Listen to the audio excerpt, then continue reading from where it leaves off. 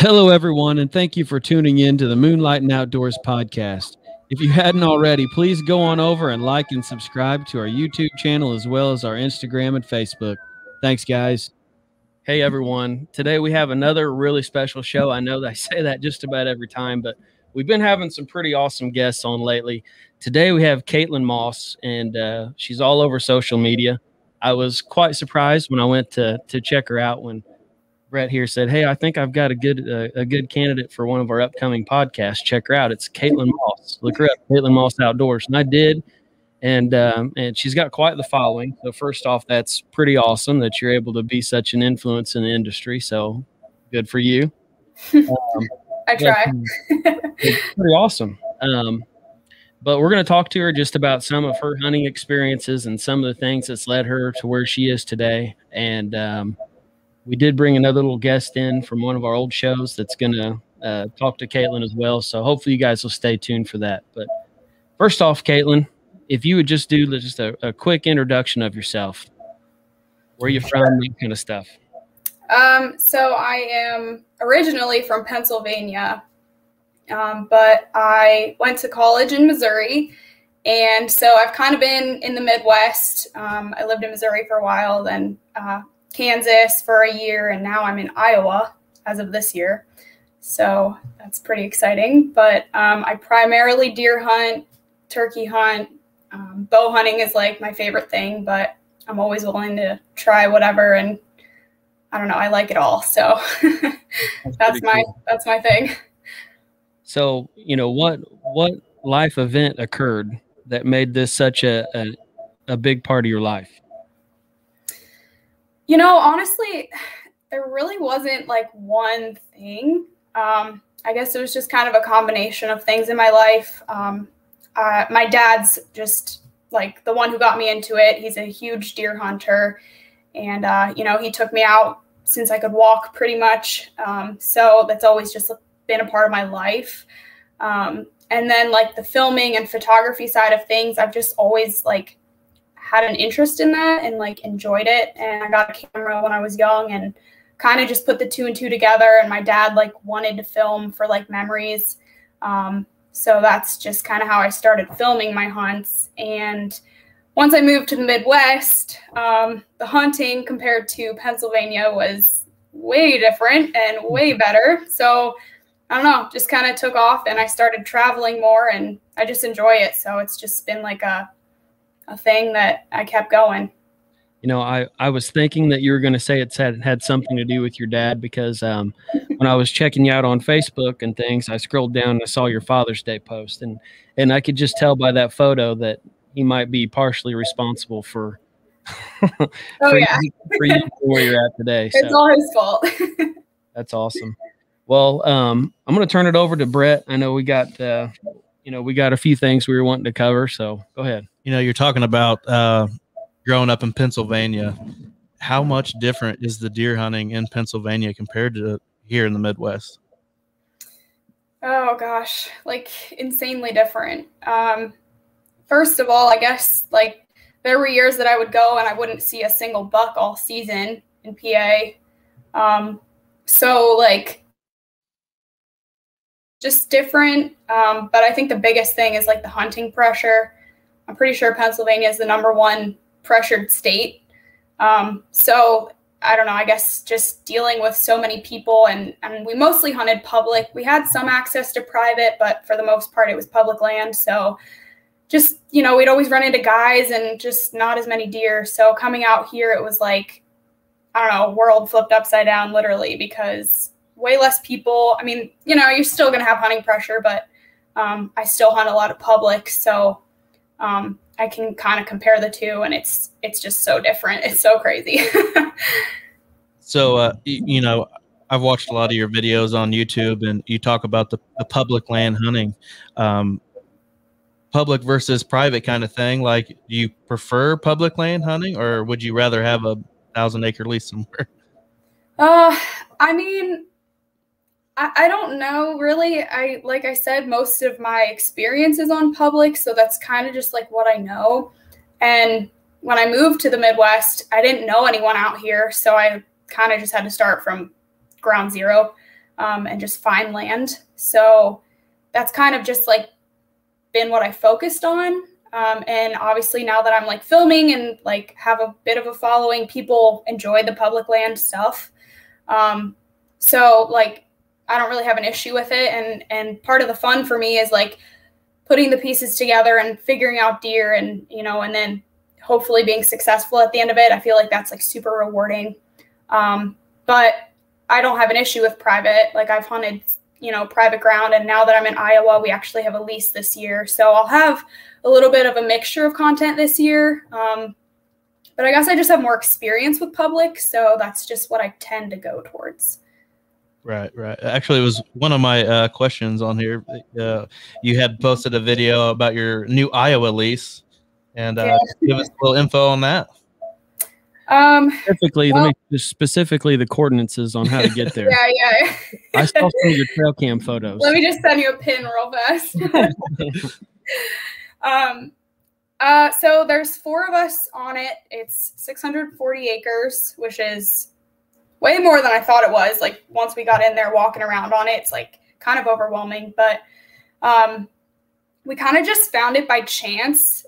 Moving to Iowa was kind of like, I don't know, Iowa's where the big deer are. So if you're someone that's like kind of in the industry, that just like, I don't know, makes sense. So we thought we would have an easier time finding ground, but it's actually very cutthroat. I mean, it's either leased out by farmers or everybody's just buying ground left and right. So we kind of got lucky with this. A friend of ours was like, hey, there's like an auction. You want to go check it out? And we bid on it, and luckily we got it. So yeah, I mean, that's kind of like where we're at. We just got it like the last month. So we've only got cameras out, haven't really done much else with it. So that's going to be the next few weeks, but we're pretty excited. Obviously, if you guys have seen some photos, there's some good ones so far. So my favorite is Thumbkin. Thumbs, yeah. At least you don't have to mess with the point system anymore.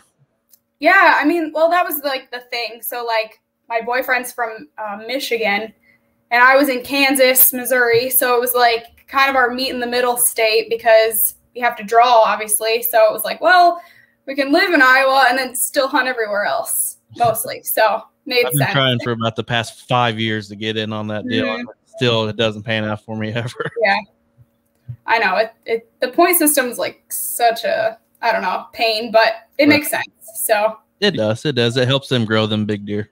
You said he's in Michigan? He's from Michigan. We live together now. Okay. So he's hunting with you on the lease. Yeah. Yep. Okay. Him, and then we have two of our friends are on it. So is there any kind of competition between the two of you? Oh, I mean, yes and no. I wouldn't say like competition between us as far as like hunting, but I mean, like he's got a channel and everything. So it's difficult when we're both trying to like film for our own individual channels and we're on the same piece. What's so his like that's a struggle. But aside from that, it's all good. What's his channel? I'm going to check it out too. Chris B. Is Chris B? Mm-hmm. B-E-E. Oh, Chris B. Yeah. Okay, cool. We'll check that out. Chris B Outdoors. I think it's just Chris. Chris B, yeah. Mm-hmm. Cool. We will check that out. So, public land. I'm not much of a public land hunter. I'm lucky enough to have some private places here in Indiana. I've done a little bit of private land turkey hunting, which in Indiana is not any fun. But what are some tips you can give for some people that maybe are wanting to try some public land that you've been successful off of, or, you know, something that might help them out? Well, I guess how I started was I use Onyx maps like super heavily. And I think that is like really the main push for me to like travel, because I have like this opportunity in front of me to like find so many different pieces. So that is definitely something I would recommend starting with. There's a bunch of different mapping apps. It's not like you have to use Onyx, but Onyx has quite literally saved my life in a few situations where there's no service and there's bears around and all kinds of stuff. So I live and die by Onyx. But yeah, I pretty much just like use that and you know, I learn as I go, but I obviously have a basic knowledge of hunting to, you know, going into it. So I just, you know, find pieces on there that look good. And then if I can, I go and put boots on the ground and walk it and check it out in person. And, you know, if the sign's there, the sign's there. If it's not, it's not. So you kind of just got to, like I said earlier, it's like a puzzle piece and you just got to put the pieces together. So I definitely would recommend starting with some kind of map and going from there. As far as this year with your guys' social and your pages and everything, do you have any big travel plans, or is it just going to be strictly Iowa and Pennsylvania, maybe a little bit in Missouri? Yeah, I've got a few. I'm going to be starting in Kentucky. I'm going to try to do a velvet hunt. Same. Yeah, nice. I've never done it, so we'll see. We're in the same boat then. So then after that, I have an antelope hunt in Wyoming. I drew a tag this year, so that's probably going to be a rifle hunt. A friend of mine, her uncles, and we always do like a hunt together every year, so that's just going to be our hunt. And then I'll probably bounce between Missouri and Iowa for a few like weeks, and then potentially Oklahoma for the rut. I was going to do Kansas, but I didn't draw this year, so Oklahoma might replace that. And then I typically do Pennsylvania late season. So there may or may not be a few more mixed in there by the time fall comes around, but that's probably like the tentative plan for now. So for what I'm hearing, it sounds like you're doing this full time then. I mean, pretty much. I've got like apparel that I'm trying to like work my way into right now. So like that helps a little bit, but yeah, right now I pretty much do this. I used to bartend. So like I would bartend and work my butt off all summer, save my money up, and then I would just hunt all fall. But now that we moved, I just like haven't gone back to that. And, you know, I have more opportunities the more I grow. So yeah. I was trying to think about how I would tell my boss that I was going to hunt in Kentucky and Iowa and Pennsylvania and Oklahoma, and I just don't think that's in my future. But yeah, but I'll be following you and definitely living through you on that. So whereabouts in Kentucky are you going? I'm thinking the western part of the state somewhere. Honestly, I've been slacking a little bit with trying to figure that out, but gotcha. I didn't know if you were going to a certain outfitter or somebody that was hooking you up. Or... Oh, no. Just public. Oh, okay. Yeah. We actually, one of our latest podcasts, 3 shows ago or so, we interviewed a guy named Brian from Buck Tags Unlimited. He's kind of just starting with social media and YouTube and stuff, and he's invited me down to do some filming for him down there, and that's where I find myself most of the time, behind the camera anyway. So it was exciting to me. I've never got to see these Kentucky bucks in velvet. Yeah. And I'm super pumped about it, really. Yeah, me too. I'm excited. I just wanted to do something early on, and obviously Kentucky comes in early. So I was like, well, this makes sense. And I don't have to worry about trying to hunt 3 different states at the same time because nothing else is in. So we'll see. Definitely check out this Buck Tags Unlimited before you go down there. There's his plug, but he's a very interesting guy, and he seems to know his stuff. You might pick something up from it. Okay, we'll have a little inside luck. What made you chose Oklahoma for the rut? They're one of the only states that doesn't have a rifle season overlapping the rut, at least in that section of the country. And last year, Chris and I did Kansas, and we both shot really good bucks. He shot like a 180. So we were like, okay, Kansas again, but we didn't draw. So we were just trying to find something within the general Midwest, and Oklahoma's one that we're not already hunting. So kind of just made sense with the way the season's laid out. The way we interacted was on YouTube, and I had commented on your saddle hunting video. Explain to me exactly how you got into that. Was it just something that you wanted to try, or other people were doing it? What exactly led you using saddles? So I saw like the buzz around it for a while, And, but, you know, I watched a few videos, but it was kind of just like slowly emerging. There wasn't a whole lot about it. But with the way I hunt, like, and I'm always moving around and going to different pieces of public and different states. I mean, I've kind of perfected my craft, I guess, over the years of just trying different strategies of mobility. But I've found that saddle hunting is literally like such a game changer. And I hate using that term, but like it really is for me, at least in the way I hunt, because it's like so lightweight. There's not all this like bulkiness. Like I don't have to carry a stand in and out all the time, or, you know, these big heavy sticks. And so that's kind of just like how I was interested. And, you know, Tethered actually reached out to me. And so they sent me some stuff, and I, you know, I was just trying it out and I loved it. And so now like I'm working with them, which is, you know, I'm super fortunate in that aspect. But I mean, I still stand hunt, but it's kind of hard to go back to that because I really like saddle hunting now. So when you say stand hunts, is that at lock-ons or?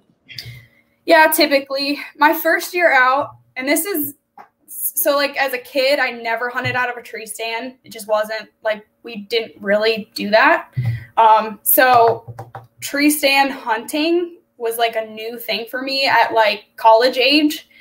So I had a ladder stand that I bought from Walmart, like a single man ladder stand that I used to carry like a mile back in and set up and everything. And I shot a deer out of it, and I was like so excited, but I'm like, man, this is such a pain in the butt. Like, you know, I'm not a very big person either. So it's like trying to get the thing to stand up was just such a pain. So I was like, okay, screw this. And then I bought a lock-on and then kind of just went from there, but mostly lock-ons because that's obviously more mobile. But yeah, the saddle thing has just been great. So with everything that you've come into with your channel and everything, is it something that somebody's going to be filming you, or are you still going to stick to self-filming? You know, I prefer self-filming. I really like going by myself and kind of just getting away and like doing my own thing. And if something goes wrong, I can't blame anyone but myself. But I mean, with the growth that I'm having, I probably need someone to film me, at least sometimes. Like in Iowa, I'll probably have someone film me just because. But I don't know. I'm going to try to stick with self-filming, but I'm open to kind of whatever the situation calls for. So, right. Well, coming from experience, you definitely got to find that perfect person to have that relationship with, because you spend a lot of time with them. Yeah, for sure. You got to get, you get a chemistry going. Like me and Ryan, the past few years with the whole filming thing, we know we're on each other's level. We figured it out before, the other person figures it out. Yeah, for sure. You wouldn't want me filming for you. I get into my snacks too much. Okay, I'm actually guilty of that too. I'm like, yeah. I pick like the noisiest things to bring with me too, and I'm like trying to like slowly open it, and it's like dead calm. I'm like, sounds like a leaf. It's fine. I don't make near as much noise at home. I don't understand. Right. I remember one year I forgot to go to the grocery store, and because I always buy special tree stand snacks, right? So I got into my pantry. I'm looking around. I'm like, damn it, I didn't get any. So I grabbed a box of Fruit Loops and dumped them in a Ziploc bag. I was sitting in my climber and I was munching on Fruit Loops, and it was bow season too. So I don't know what the heck I was thinking, but yeah. Nice. Hey, while we're at it, give us some tree stand snack pointers. You said you're a snacker. Oh gosh. Okay, well, granola bars are like my staple. Like that, like I pretty much survive off of those. But then like I like fudge rounds, like the oatmeal cookie things, beef jerky, obviously. And then I'm like the kind of person I like fruit gushers and like we're on the same page. She's speaking my language. Absolutely. She got fat boy language going on. Yep. That's awesome. Do you use any type of like hydrating pack or anything to drink, or you just bring like a bottle of water? I mean, I usually bring a bottle of water. Yeah. Whatever's like the lightest weight I can bring is like what I bring. Yeah. So you were talking a little bit about some of these companies that have reached out to you. What's some companies or sponsors that you're currently working with? Well, Onyx is one, Tethered. As of this year, I'm working with Bushnell. So that's pretty exciting. And then I also have a bow shop that I do like some writing for and like articles and video stuff. Corbin's Archery. He's down in Texas. But as of now, those are just the ones that I work with. I'm really selective in who I work with. I'm not just like chasing a check. I want to work with companies that I believe in, that believe in me and have good products and, all are just good all around, and stuff that I have experience with. Like I won't just wear whatever just because someone tells me to wear it. So I'm pretty picky with that. So I try to keep my sponsorships, I guess, small. So that's pretty cool. So, I know that I talked earlier about having a special guest in the studio with us today. I'm going to go ahead and introduce her and get our cameraman off the sofa. What are you doing back there, man? Good job. We're supposed to miss your cue. But we're going to pan over to Maddie, who, Maddie, how old are you? 14. 14 years old. There's Maddie. Keep going. Keep going. This is our cameraman's first time, so Maddie, so you can move if you want. Get her in there. You're sitting behind the thing here. We're getting there. Here we go. And by the way, Mason is on the camera, and he'll come to Iowa and film for you if you'd like. Buddy. You're gonna have to turn it. Keep going a little more. Keep going. Keep going. Keep going. Keep going. There she is. There you go. Kaitlyn, are you froze up on us? There she is. Okay. I was going to tell you, Mason. He's hireable if you want him to come out and film for you. He's fired already. He was the one that just panned the camera over. But Maddie, she actually came on our show back in was it November? November or December? No, it was December. Okay, December, and she was actually on the show because she had taken a nice buck, and we wanted to bring her on our Young Gun show and talk to her and interview her about it.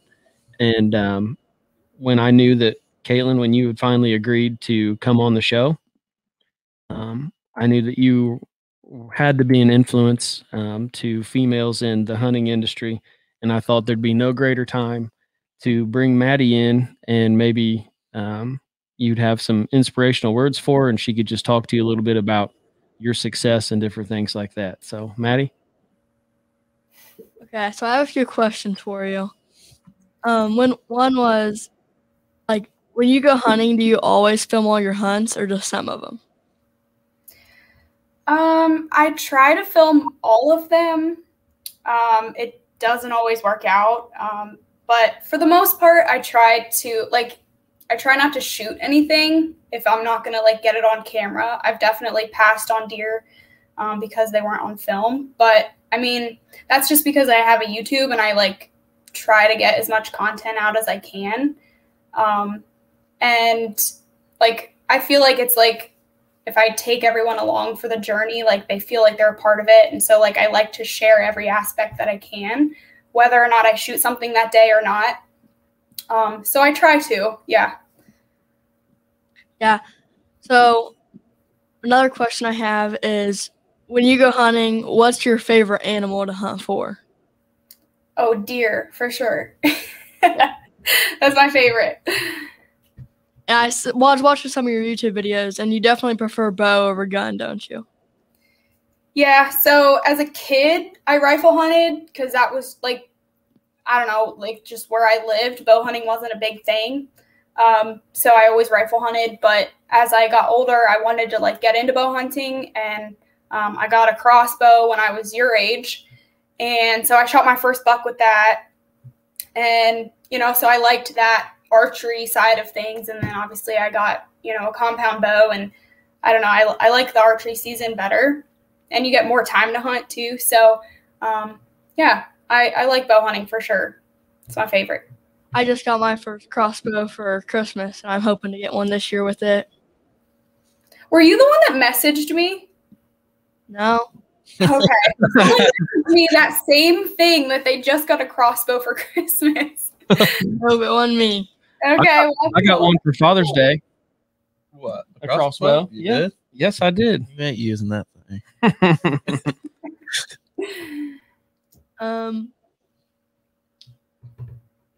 Is there any YouTubers or just a female hunter that really inspires you?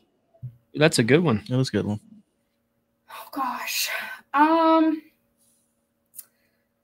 Honestly, like as a kid, I used to look up to like just, the big names on TV, like, Tiffany, Eva Shockey. But honestly, anymore, not as much. And I think it's because I feel like all the girls that are more my age that are trying to be a part of it aren't really in it for the right reasons, I feel. They kind of just want to make it about themselves and not the outdoors. So not really. So I'm trying to like pave the way for that and just, make it that girl, but, also be in the outdoors and not really like have to flaunt themselves. So I don't know. Good. So do you have anybody that like doubts you on stuff about the outdoors because you're a girl? Oh, all the time. Yeah. Yeah, for sure. And it's crazy to me because I feel like a lot of them are like keyboard warriors, like they're just at home saying something because they can. But I also feel like it's because I'm a girl that a lot of guys especially feel the need to just say something, but they would never say that to a dude. So I find it really interesting. But I mean, haters just come with the territory. It's just part of it. And, I try not to let that bother me too much. So, but yeah, a lot.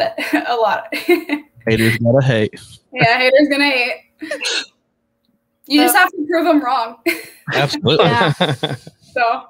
Do you have anybody that tried to like steer you away from that in family? Like my mom, she always like says, find something more girly instead of hunting. Uh-oh. Oh, we don't need none of that. No. We need to have her on the show. I mean, not really. My mom's not into. Dad obviously is. So like she never really had an issue with it. So she never like said like, oh, you probably shouldn't do that. But I mean, I am into girly stuff too. Like I like makeup and like dressing up and like going out with friends and stuff like that too. But I enjoy hunting, and so that's just like a part of my life, and they accept that. So I really haven't had too many issues, and they think it's cool now. But, like they watch my videos, so like to me that's kind of weird, but like they think it's cool, so I'll take it. Pretty neat. So over your time of hunting, have you really faced any challenges of finding equipment that fits you correctly? She's asking better questions. I'm just going to hand the microphone. Yeah, she has great questions. Yeah, for sure. Clothing, I would say, is the biggest thing. And I'm 5'2", like, so I'm short and I'm small. So as a kid, I would always wear like boys stuff. And I think the options might be a little bit better now, and they're slowly coming out with more women's stuff. But even still, a lot of the stuff that I wear is like stuff that's like youth larges and extra larges because I'm so small. This is cheaper. It is cheaper. Yeah, for sure. But then I end up with like mixed match. Like I'll have an Under Armour shirt and like Realtree pants or something. So I don't always match. But I mean, you got to do what you got to do. Absolutely. But yeah, I'd say clothing is like the biggest thing, or like finding like a release, like for my wrist. I have really small wrists. So like I have to get like youth wrist straps and like stuff like that. So, but I've been adapting. When you first shot your first deer, how old were you? I was 12, and it was a doe with a rifle. What state? Pennsylvania. Pennsylvania. In the snow. Oh, that's awesome. Which is pretty cool. Out of all the states you've hunted out of, which one has been your favorite hunt? Oh, I would say probably, oh gosh, I want to say Kansas because I've always had like really good luck in Kansas. I've shot a bunch of turkeys in Kansas. I've shot my biggest buck in Kansas.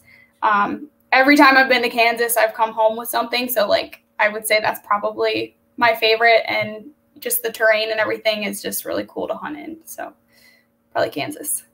That's awesome. Well, you answered most of my questions. They were great. They were really good. So, Kaitlyn, what kind of advice do you have for Maddie and other young girls that are trying to step up and do something like what you're doing? Well, I mean, if you really enjoy it, stick with it. You know, don't listen to the haters. Don't listen to the naysayers or someone who tells you can't do it just because you're a girl. Obviously, you can. You know, and if you have a passion for it, then just do it. I mean, I did it just because I really like it, and it's grown into way more than I could have ever expected. So you never know. You can get some opportunities out of it, and if not, you're still having fun. So stick with it. I got something real good too. What kind of advice do you have for Maddie's mother? Let her be herself. There you go. Let her be herself. I know your mom's gonna send Kaitlyn some hate mail. Haters gonna hate. Right? That's okay. I'll stick up for you. That's awesome. So, Kaitlyn, it means a lot that you would take the time to talk with Maddie. I know that she's Maddie came on our show, and you need to watch that too. I will. I'll send you the link to Maddie's video, and it's pretty entertaining because she's got a brother that was almost the star of that show, who was also the cameraman just then. But it was quite entertaining, and there was a little sibling rivalry going on, and I was kind of poking the bear with it to make it much worse. But that's awesome. I'll definitely check it out. That's great. Kaitlyn, tell everybody where they can find you at on social media. Well, my Instagram is, just my Instagram is my name. So Kaitlyn Maus, M-A-U-S. And then Facebook and YouTube are Kaitlyn Maus Outdoors. Awesome. And I also have a TikTok, but I'm really bad at TikTok. I'm trying to get better. We just got in the TikTok game. I saw the potential for it. There's a lot. Yes. There's a lot of potential for it. We actually made a quick video on TikTok, just messing around here in the studio before you came on, saying that we were having you on, and it was podcast night, you know. Sweet. Yeah. I mean, I'm trying to get better, but I don't know. I'm still not much for dancing on video. I'm learning. I'm too fat for all that. Right, yeah. Dancing. I'm trying. No, you're not going to find me doing that, but.